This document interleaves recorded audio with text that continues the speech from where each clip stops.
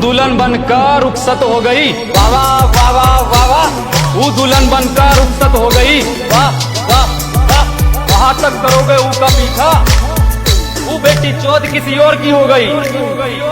શું બોલે છે એનું ભાન છે તને? બોલે છે એનું ભાન છે તને? ફોન કરી ફોન માથે રોયા કરતી હતી, મેં તને ગાંડી જાણી